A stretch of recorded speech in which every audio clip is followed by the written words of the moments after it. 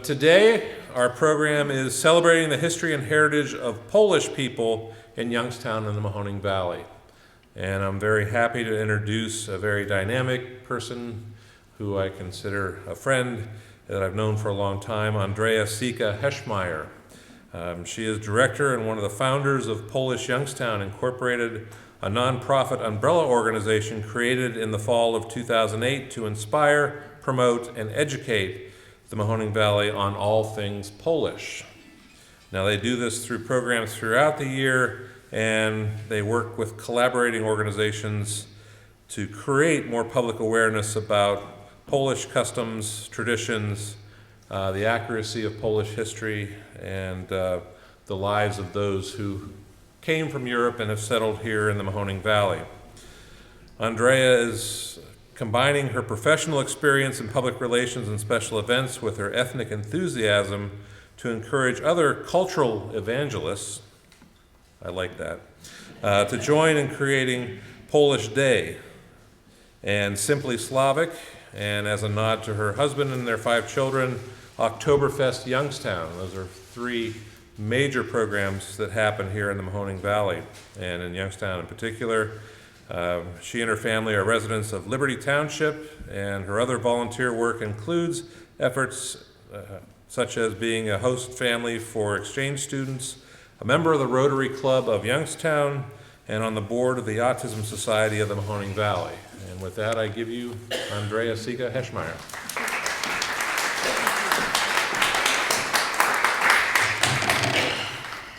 I'm very excited. There are so many people here today who I've learned so much about being Polish from them and their experience. So to get started, how many people here are Polish? Oh, that's exciting. Oh, everybody's in on this. We got people at the back table, and that's fun. I could stand up here for 50 minutes and talk about Polish Youngstown and the programs we do, but what we wanted to do today was challenge ourselves and instead try to talk about all Poles in Youngstown and kind of the development. But I'll ask your tolerance and a little bit of forgiveness. I'm not a historian by training, and I ran into, some of you might know from other programs and things, our friend Tom Welsh, who's a noted speaker and author of so many good books, probably available down in the bookstore. And he's like, oh, Aundrea, I'll send you my speech. I just gave a speech on being Irish in Youngstown. And he sent it to me, and I was like, it was the most intimidating thing ever. So I'll do my best. Okay, so to get started, I understand there's a challenge to stay close to the mic. So who I am. These are my grandparents, Franciszek Adasiewicz from Osowiec, Poland, and Stanisława Sobolski from Białogrondy. Both of those, I always tell people, Poland is kind of shaped like Ohio, and my people are from the Youngstown of Poland. So it's right in that same area, so they didn't sway very far. They arrived here Frank arrived here in 1899-ish. We're working on narrowing that down. The family story is that he hid on one of the ships coming over and let himself be known when they were too far out in the water to turn around. So his paperwork is a little questionable. Once he got here, he was working in Briar Hill, the Briar Hill Works. In fact, he came and he, like many of the people we're hearing the story, his brother was already in the coal mines of Pittsburgh. And he went to the coal mines of Pittsburgh. He lasted a week. And he said to his brother, as my mother so often quoted, "What are you doing? You're going to die like a rat down in a hole." And he lasted a week, and he got himself to Youngstown, friend of a friend of a friend, and ended up staying in an apartment above one of our local, we always call Polish royalty, one of our founding families, the Lenarskis, over by the Wick 6, up in one of those big houses over there. He was here about a decade, and Poland was going through a recession and depression, and the family reached out to him, neighboring families, everyone knows he's here, and wrote him and said, "Oh, can you help us? We're suffering." And he's like, "I can help you, but I'm lonely." And they're like, "That's okay. You dated Zosha for years. You dated our Sophie for years." And he's like, yeah, you're right. How about her younger sister?" So that's how my grandmother ended up coming over. Not an unusual story. When you first hear this as a young girl, it's quite traumatizing. You think, oh my God, this is so not the romance you're looking for in your family tree. But it saved the family farm. We have been gifted that my father, with Prout Boiler and Heating, went and put freezer plants in Poland. And so in 1973, they said, "Oh, you can bring your wife over for the summer because the job extended." And my dad got on a call to my mother and said, "Here's the deal." And she goes, "Great. My brother Frank and the girls and I will all be there the day after school gets out." So we all went. And so we've stood on those farms. We've met those relatives. It was very moving for me. My last trip was 2010, and I had never been to Grandma's side of the family, although they are across the river from each other. And I always tell the tale that that's how they met. Church was in the center, and Białogrondy and Osowiec are on either side of the farmland. And it was very moving for me to stand there on that farm because we literally pulled up with the Adashevich cousin into someone's driveway. Imagine it's summer and you're having a barbecue, and this car pulls up and the guy gets out and he's like, "Blah, blah, blah, your cousin." And I thought, dear God, this is so embarrassing. Like they must be so annoyed by this. Instead, someone's running down the street to get the other cousin and this and that. And I remember I'm standing and I speak what I always say. I speak like a pig Polish, like third grade level. So I'm talking to my Adashevich cousin. I'm like, "Are they really annoyed that we're doing this?" And I guess it was understood enough because the Sobolski cousin said, "Please, we are so excited that our family left here at the end of the 1800s and you care enough to come back.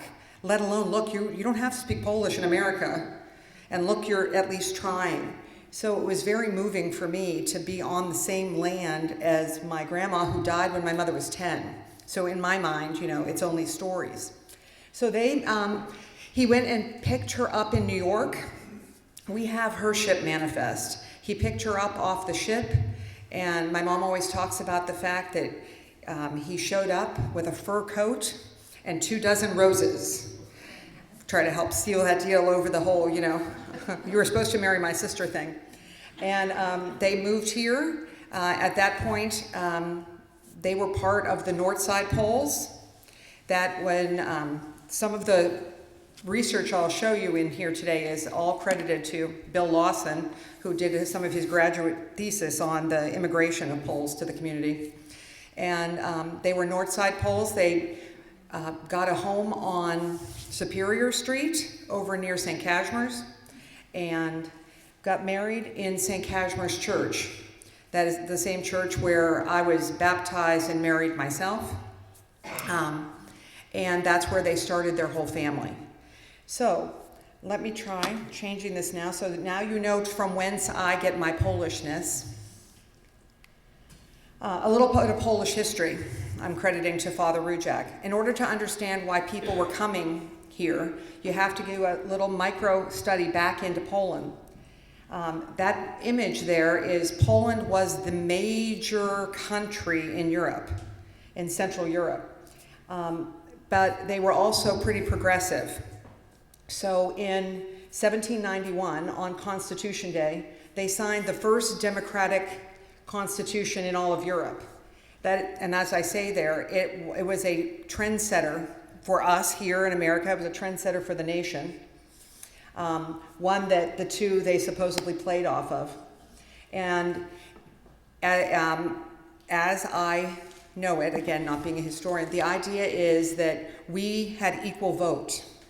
Not just the Szlachta, not just the peons down here. It was the idea that there would be some democracy in decision making. Poland actually was the only country I know that actually elected a king. It was a unique situation.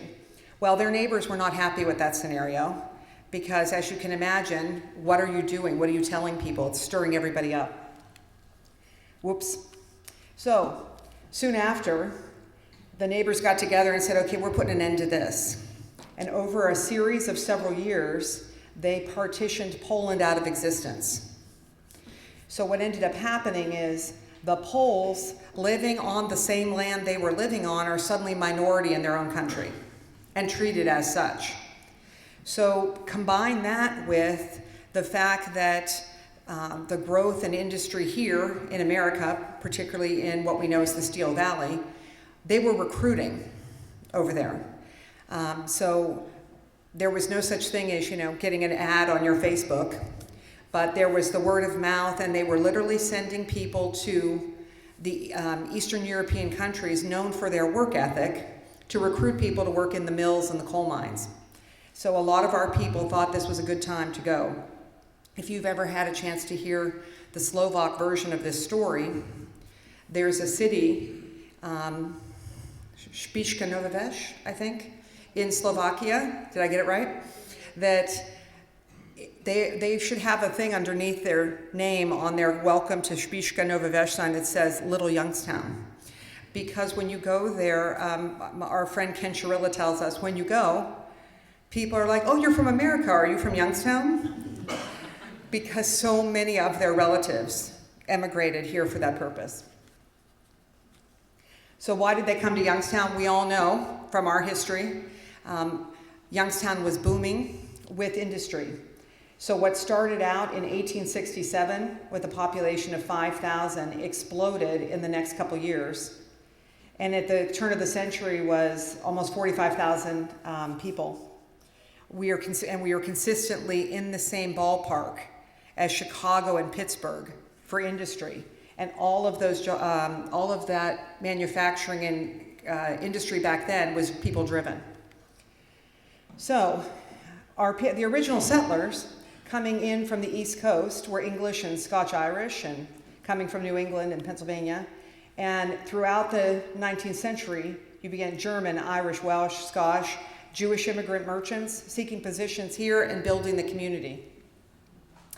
Poles came later, but they came around in the last part of the 19th century and into the beginning by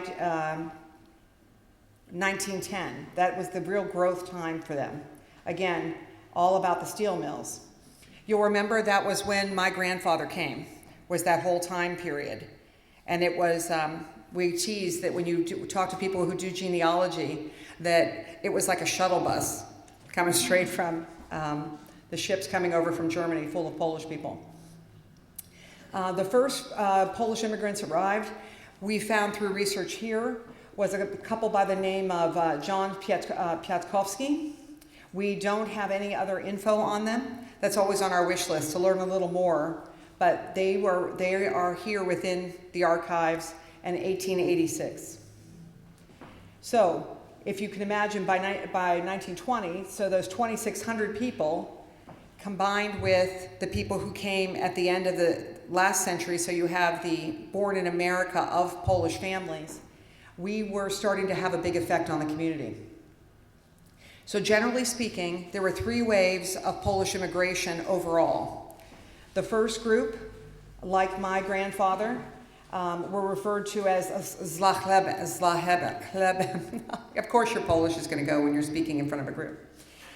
These people were suffering. There's particularly, there's a famous Polish song, Góralu Ciczenia Żal, and in it talks about why are you leaving the mountains? The people of southern Poland really were suffering at this time for starving and losing their homes. If you ever hear one of the speakers talking about the Carpatho-Rusins, that whole area. So that's that first wave. They came over and they were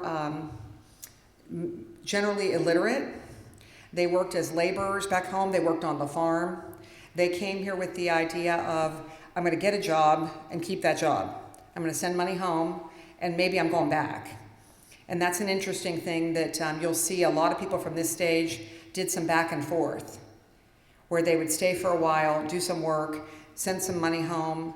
And there's a change that takes place a little later. In the second wave, just as broadly speaking, is after World War II. So this is, many of us grew up hearing the term DP, and that was the displaced people. We had a lovely speaker come in, Gene Bonk from Cleveland, talking about his own experience of the family being taken to Siberia, and from Siberia down into Iraq and Iran and Turkey, and then to England, and then finally to America. So these people, though, a lot of the people in that wave were more of the intelligentsia. These were people who were educated, and they had gotten out through whether a passport lottery or things like that, and they didn't come over and necessarily want to live in the Polish neighborhood or just be all about being Polish. They wanted to assimilate. And then the third wave are the solidarity immigrants. Here in Youngstown, now we always tease because when you talk to people nationally at the Polish American Congress or things like that, everyone in the general public is like, oh, Polish Chicago, oh, Polish Brooklyn. But there's a huge contingent of Poles now in South Central Florida, Southern California, and Texas. And one time when I was at one of these national gatherings, I said, well, why is that? And they're like, do you like the snow? They have the chance to live elsewhere, they're gonna do it. So the community builds around what? Poland was 98.9% Catholic. So the first thing they want is they build the community around their faith. And in doing so, when they came here, they're living amongst people who only speak Polish. They're not necessarily learning the new language because they don't need to. And so they want to celebrate Mass in their own language. So it was a big accomplishment for them that to get the bishop, the diocese was based out of Cleveland at the time, to get the bishop to recognize this and bring them someone who can say Mass. So in 1901, they had their first Mass. Everyone was going to church at St. Columba, and in the basement of St. Columba is where they held their first Mass in Polish. They started then as a fundraiser, and in 1902 began the structure for St. Stanislaus Kostka, the church here on the south side. 80 families. They continued to hold services down in the basement of St. Columba. Then they bought property. I didn't list all the different priests. It's interesting when I was reading the history, they really went through a number of priests because, again, the diocese was still based out of Cleveland, and they'd bring in almost specialists. A certain priest came in and he's like, okay, we're going to buy these 4 plots of land. He's going to oversee the building of the church. And then the next guy comes in and he's going to build the membership.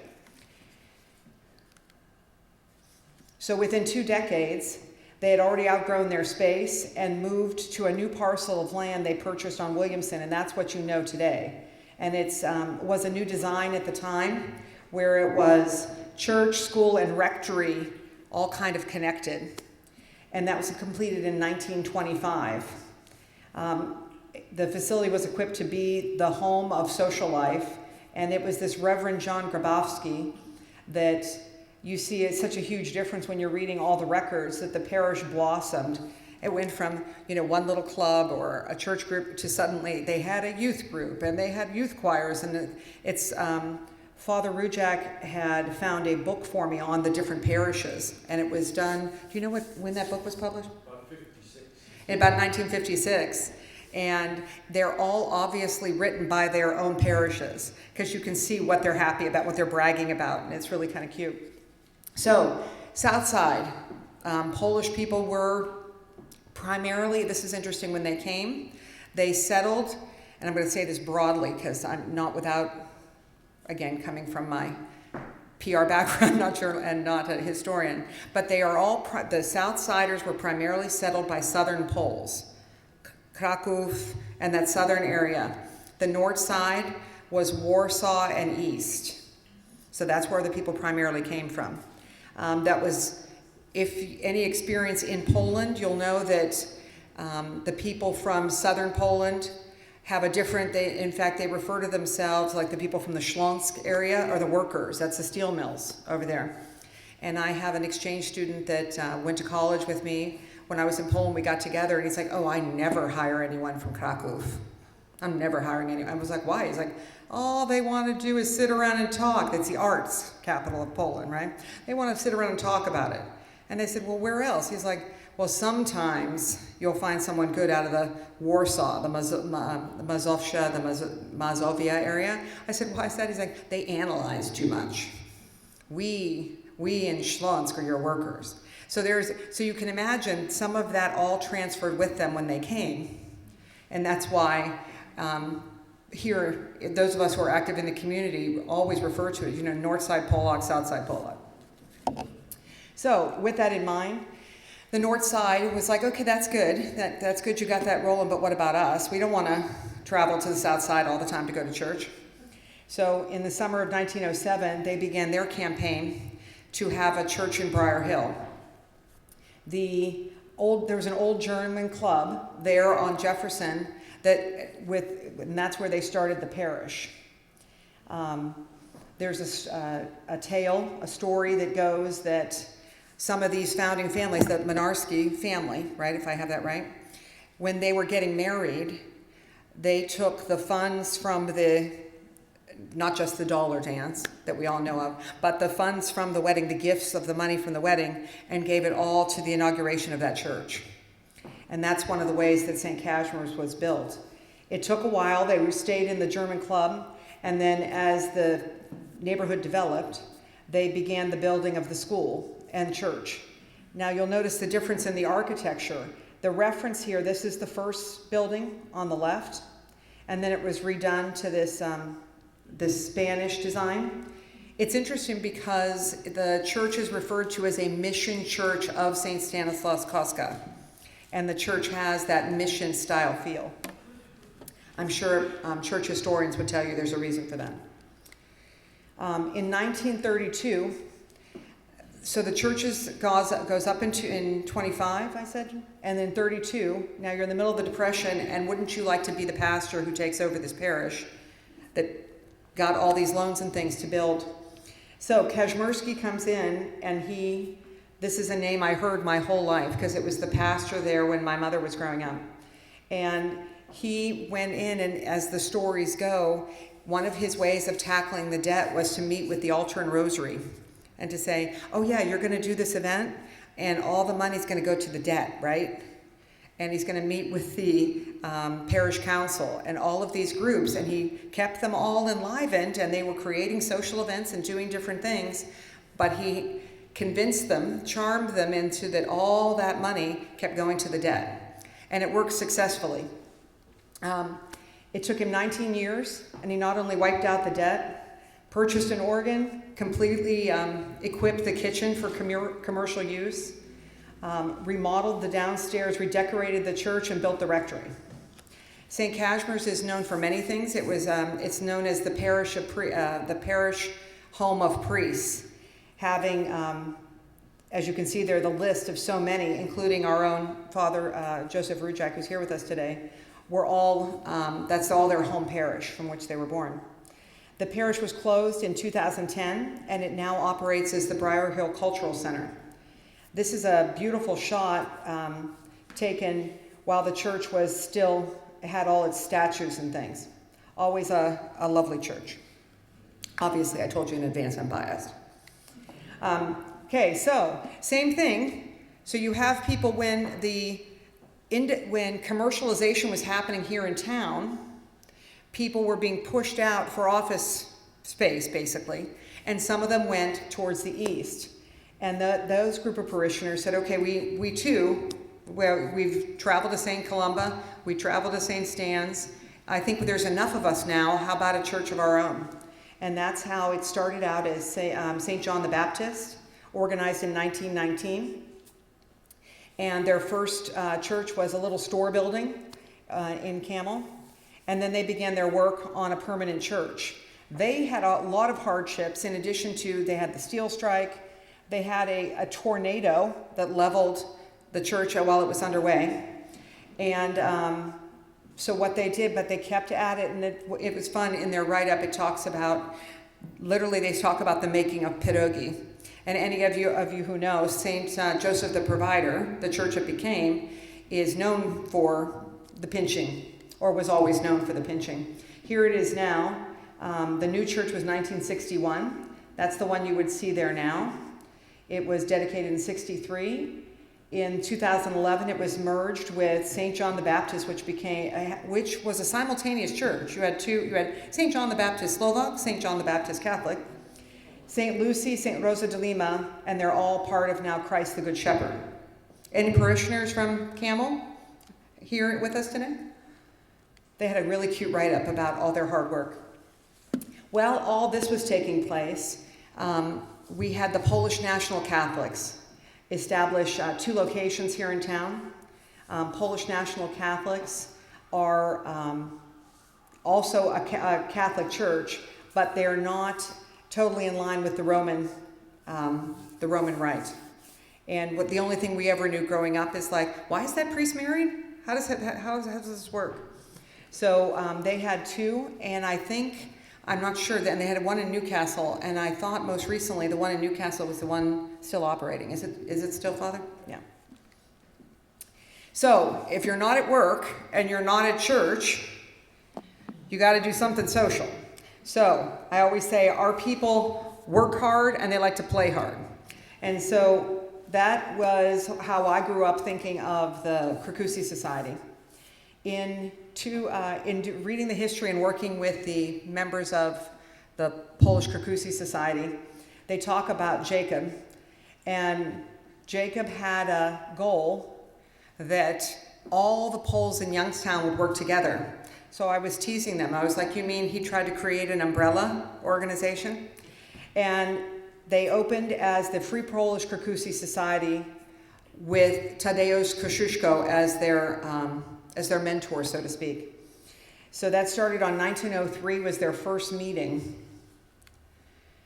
Now, they realized that their people needed support, and it was their ways, as you can imagine, as we all know, the mills were not the safest place to work. So the people needed insurance, health insurance, life insurance.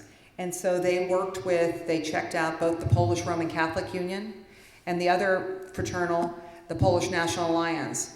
They joined with them in 1907 and became Group 827. Growing up, that was, there were little groups of PNA lodges and halls all over the community. So they have a social aspect as well as funded via the insurance.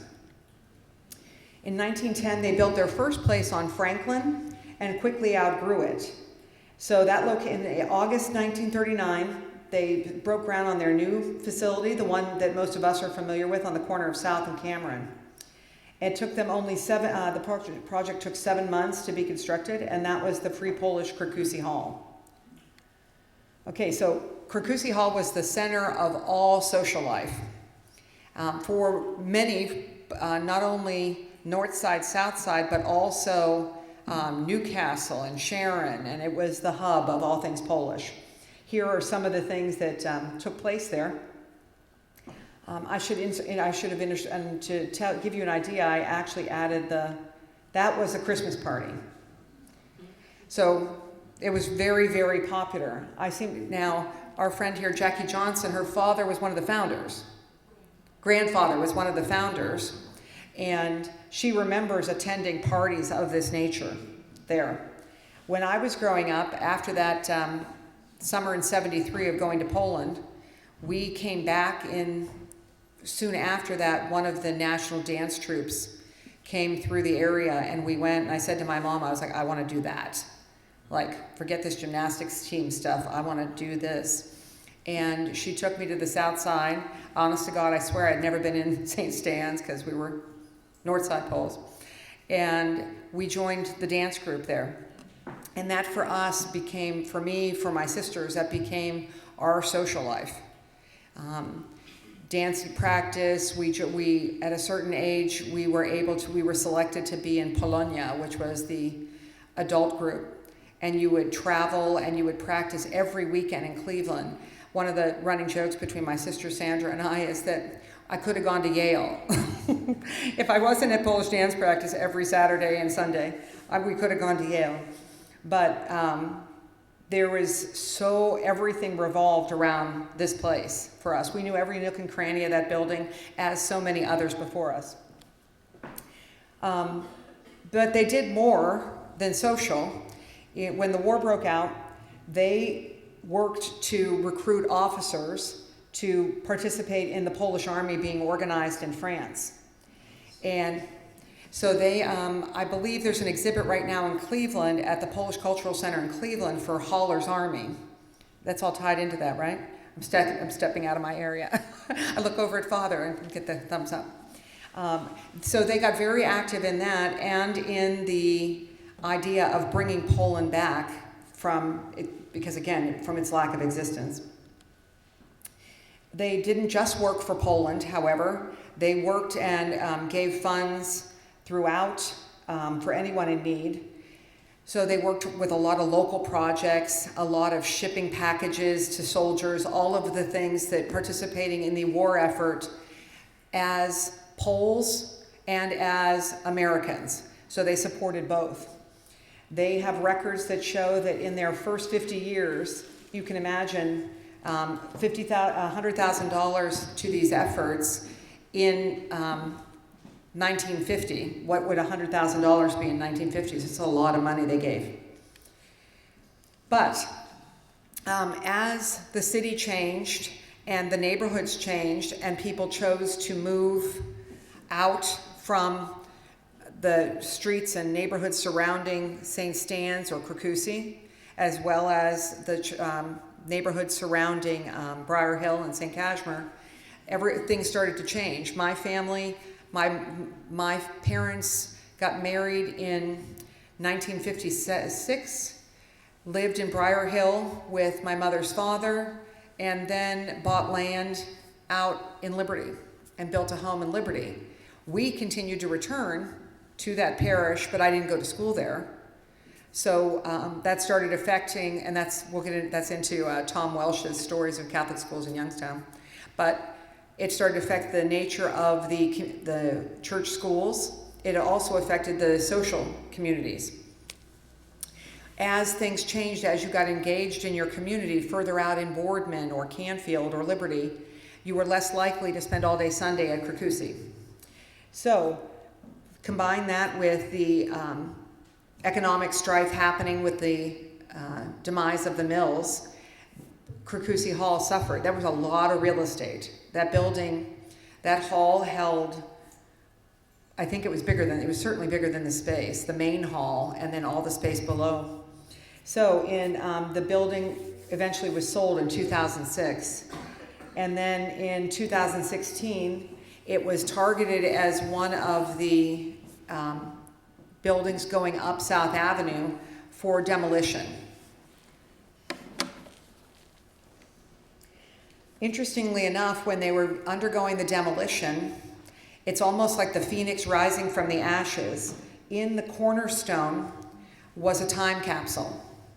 And so a lot of us who had spent our childhood or our young adulthood hanging out at Krakousy were very engaged in what was happening there. When they pulled the time capsule out and opened it, there were letters from the founders talking about the perpetuation of their love of Poland, their love of the language. Polish is considered the most difficult language in the world to learn, second only to Mandarin Chinese, I think. So it's always funny when you meet someone who's Polish, the first thing they say to you is, "Oh, czy pani mówisz po polsku?" Because they start checking the boxes. "Oh, you think you're Polish. How Polish are you? Do you speak that language, that very difficult language?" And so the messages and letters in that cornerstone inspired these people to not let it die. The organization had become basically dormant in a small social group. So today, the group has gathered, and what they're trying to do is represent those original ideals and bring the group back into action. They're starting with the events that everyone knows them for, which is the celebration of 3rd of May. We talked about the Constitution. And they do a summer picnic. Both are, this is kind of some of their core group. And this year they worked with us at Simply Slavic and on things like this. So we're hoping that we'll see more of that goal that Jacob had in mind all along. In fact, they just purchased a parcel of land in Poland, and they hope that they're going to create their new Polski Dom out there and have their social hall once again.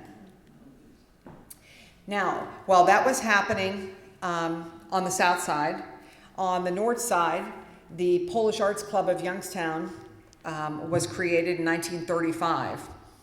The goal of the Polish Arts Club started with the idea that we all know how it went. You know, you almost had a ranking of which immigrant was picked on the most.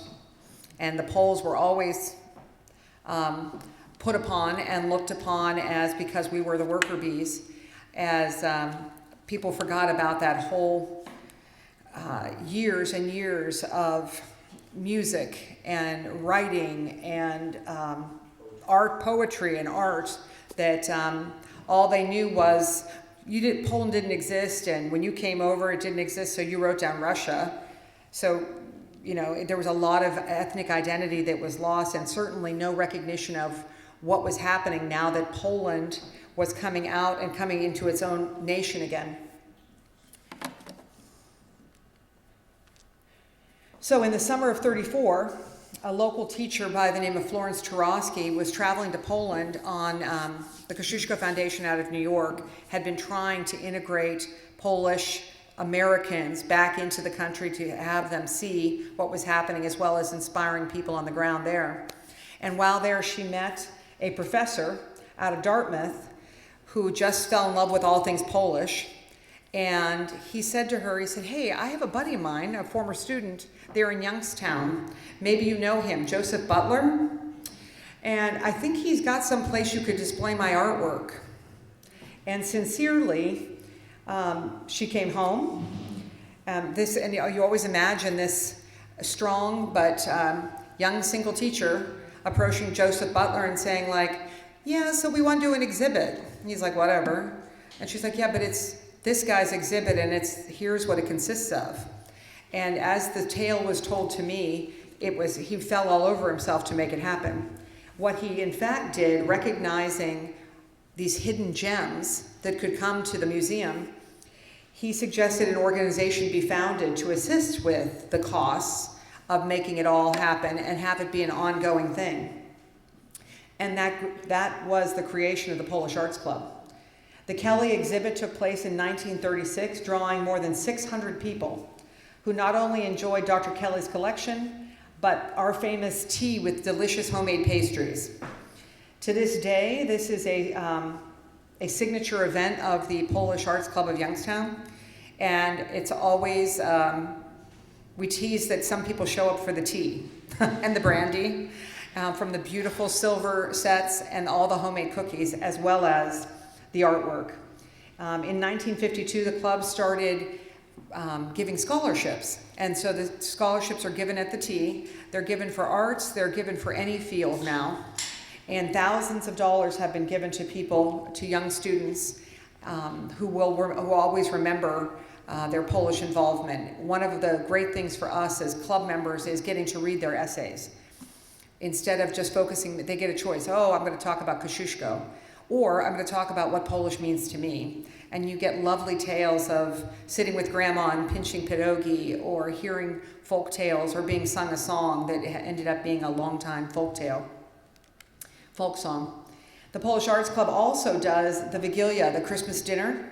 It was opened up to the public a couple of years ago, and it is currently, most recently it takes place in St. Cashmere's in Briar Hill Cultural Center.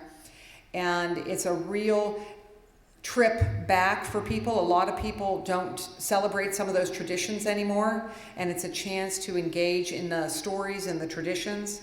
And then we go up into the church hall, into the former church sanctuary, and sing carols.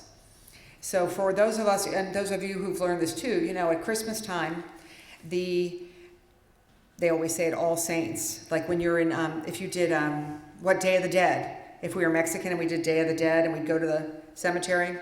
For Poles, Vigilia dinner, Christmas Eve dinner, has a lot of that. You are told to keep the window open a crack for the spirits to come. One of the traditions that we've adopted in our family from one of our Polish Youngstown regulars is the idea that they always put out a tiny shot glass for each person, the fathers, the grandfathers, whatever, and then they have it at the table, and then they move it to the deceased members, and then they move it to the mantelpiece because they feel those people are with them the whole Christmas season. It's always very lovely and very moving that way. The opłatek is the wafer. Those of you who are Slovak know they do it as well. We do it. I know a friend of mine is Slovak, and they serve it with honey and things like that. You break it in a very Eucharistic Last Supper kind of way. It's very moving. Other things Polish Arts gets involved in is the Simply Slavic Festival, the Festival of Nations at YSU, Polish Day, and the International Pavilion at the Canfield Fair. Speakers and authors are hosted at the meetings, and their social activities include a fall picnic and a memorial mass. Here's some snapshots of all of those different things, including getting the young people involved at the pierogi sale at the Festival of the Arts. So Polish Youngstown,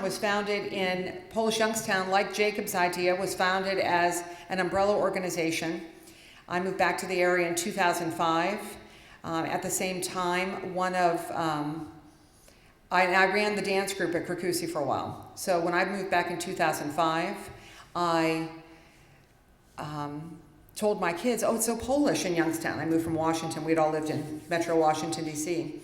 And we got here, and they're like, it's not Polish. What's Polish? Well, there's no Polish.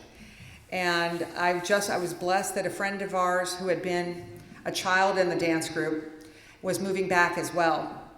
She had young children. I had young children. I always tell people it was one thing for my boys not to be in those red and white striped pants, but to not have little girls in a Krakowiak vest and doing those things that I did was just too much. So we put our heads together and to start this little dance group. We approached the Polish Arts Club and said, hey, we need to do a fundraiser to buy costumes and things. You guys are good at making pierogi for Festival of the Arts. How about if you do food and we do some dancing and we'll come up with this little event? This little event was supposed to be a picnic, and we got one of those like we've had recently where the hurricane effects leftover were blowing through the area, and Father was nice enough to let us into St. Cashmere's. So we were in St. Cashmere's basement. We thought we'd get maybe 100 people because now we've changed the venue. And we blew the doors off the place. People stood in line for an hour and a half waiting for pierogi and listening to a little polka band. And it was funny. I turned to Southside Poles and said, are these your people? Because I don't recognize any of these people. They said, we thought these were your people. So it inspired us to gather as a group and representing all these different groups and facets, and said, okay, it seems like people are hungry for this.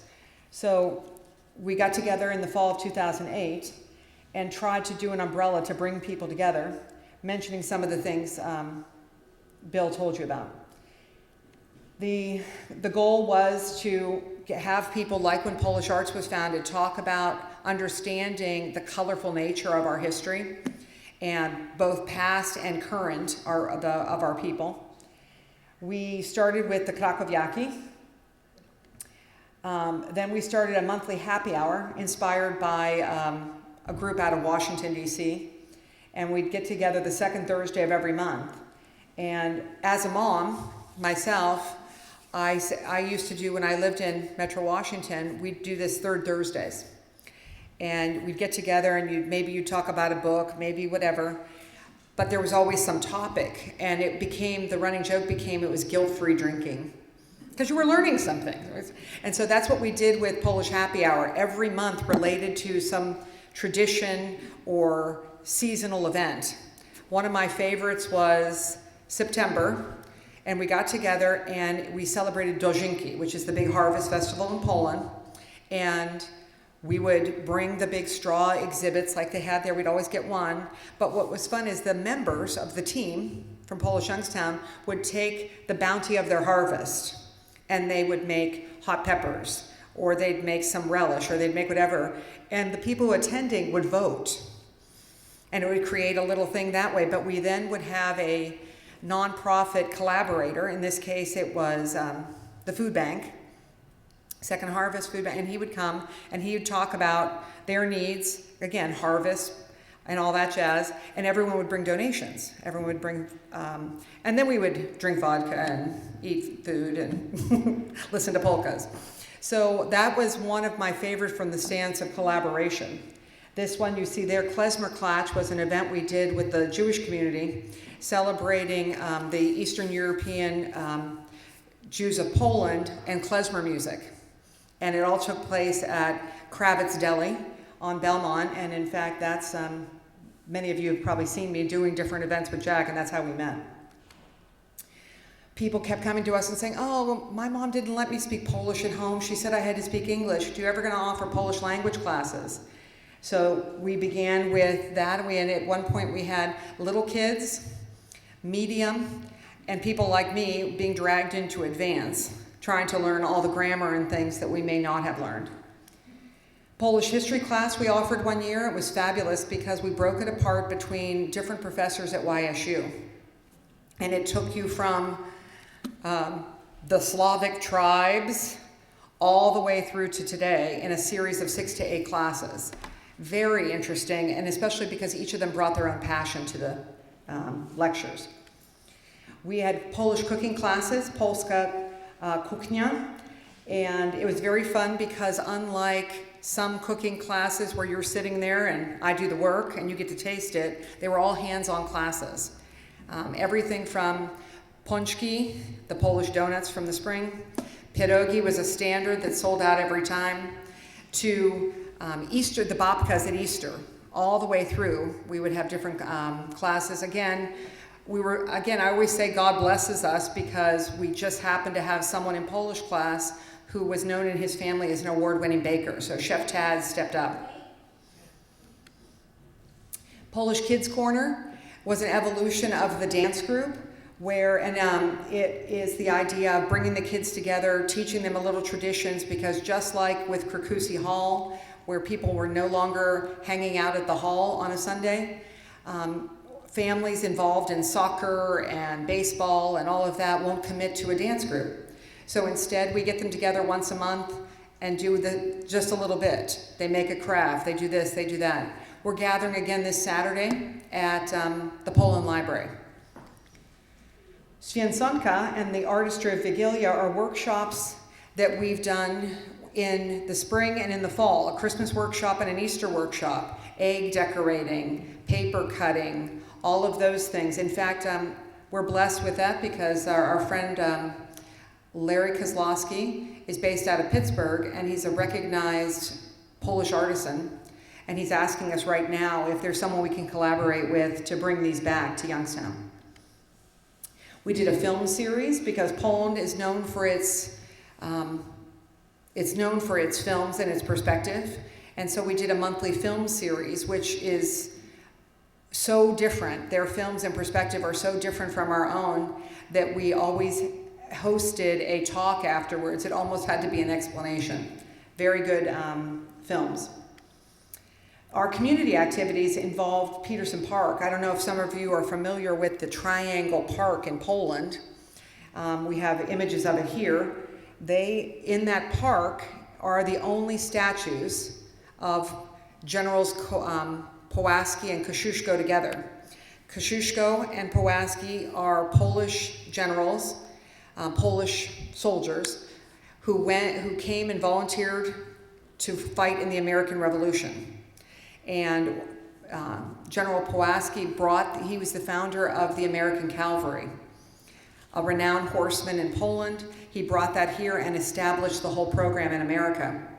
He lost his life at the Battle of Savannah.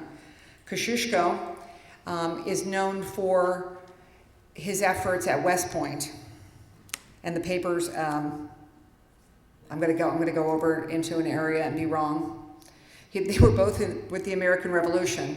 So this statue, created by our own local artist, is the only one in the world of the two of them together.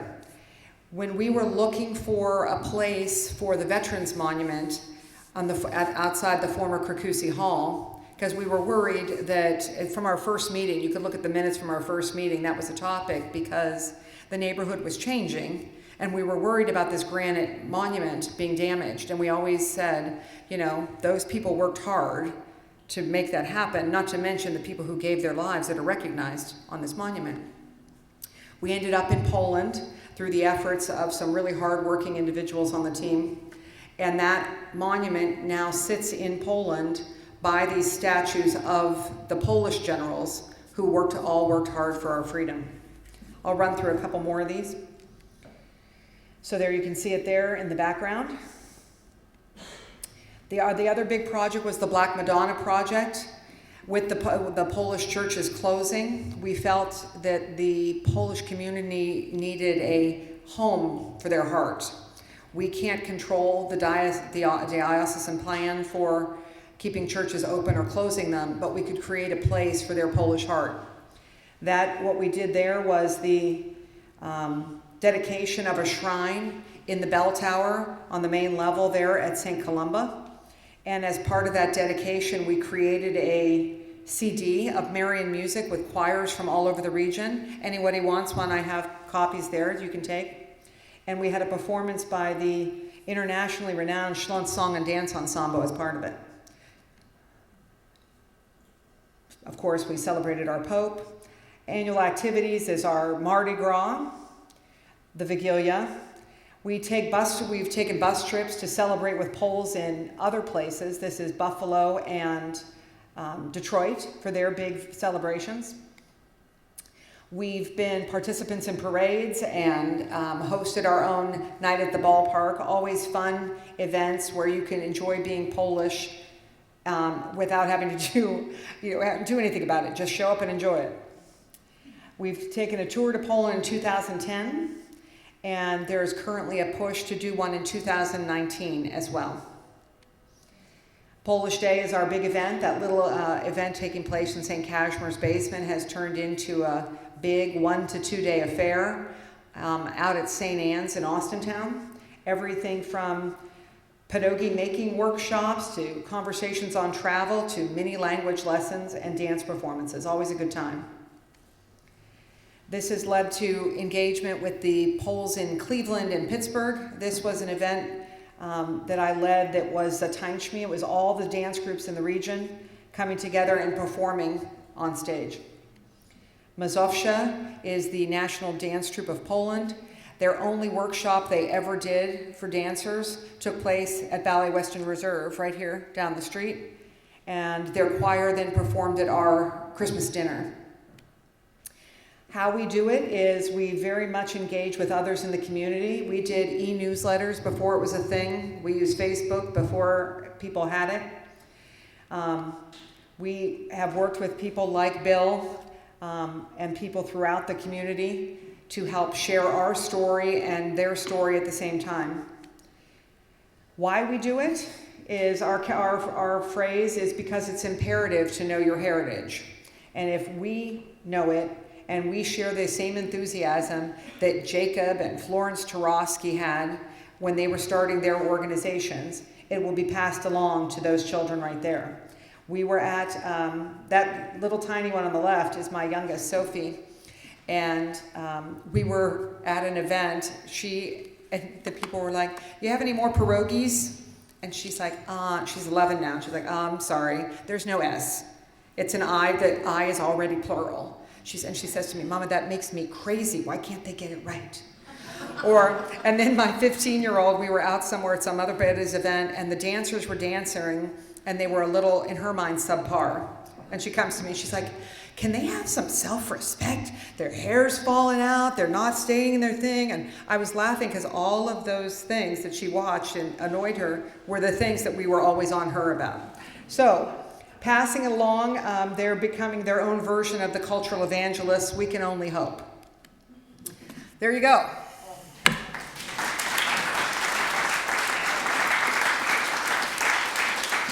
I probably am over time, but is there any question or anything I might be able to answer? Yes, sir, my buddy back there. Does the word percusi,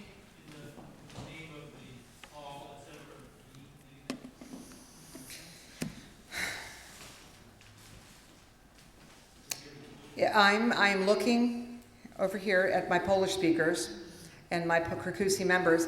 I thought, my understanding is it's from a region. It's from the Krakus region. Does that make any sense? That's as far as you're getting with this one. What, sir?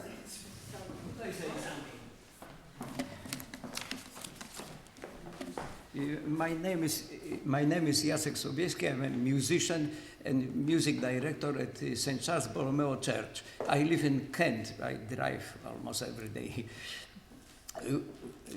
Talking about Polish community in Youngstown, history and culture, we can mention also that in Stembo, fabulous Stembo Auditorium, there were Polish worldwide famous artists who performed here. They didn't live in Kent, in Youngstown, but they performed here. If you are in the Stembo Auditorium, please go to the long corridor that is left side of stage. There are the boards on the walls with names of famous artists who perform there. And I'm thinking that you can find the name of Ignacjan Paderewski, Józef Hoffman, Artur Rubinstein. Ignacy Paderewski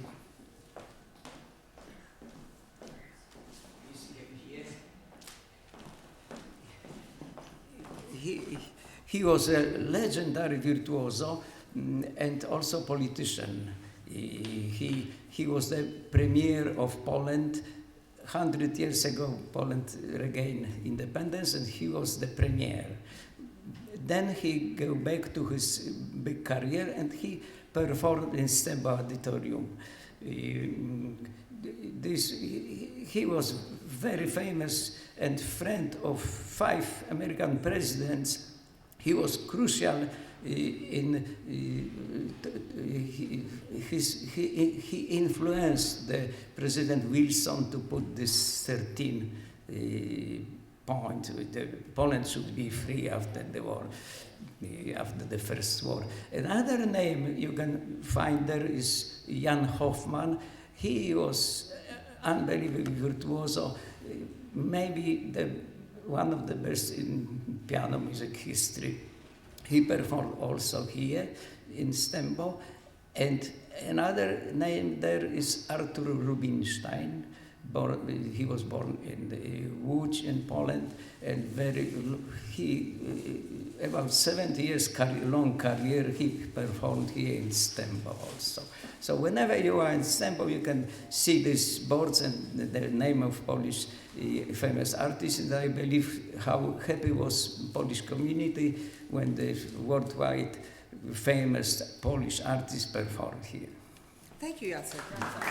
Jacek is the perfect person to talk about this. Not only did he and his wife Dorota found the Polish Opera Circle, and they have a career in their own right, Jacek's family is being honored in Poland right now, right? For the music contribution. Your parents are being honored in Poland right now for their music contribution to the country. So we're very honored to have him as part of the Polish community on loan from Kent. Yes?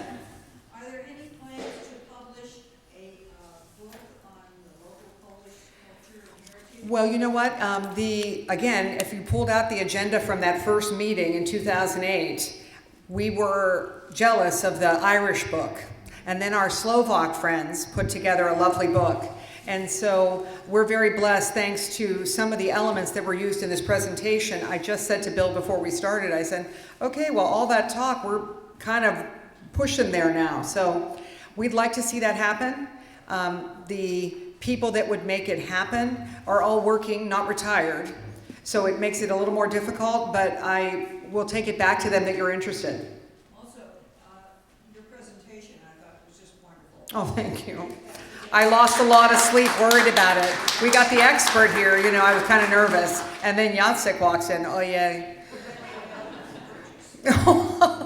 I could email you. Again, we have some copies of our prayer card for the Blessed Mother and for JP2. as well as our CD up here if any of you are interested, and those are all complimentary.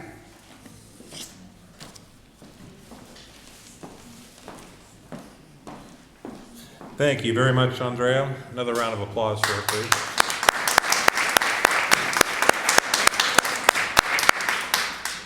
I had no worries at all that you would be fantastic, so there it is. But thank you all for being here. If you want to ask any more questions of Aundrea, see the artifacts, materials that she brought along, please do so afterward. Otherwise, hope to see you next month on Thursday, November 15th. We'll talk about the Old Mill Museum in Mill Creek Park.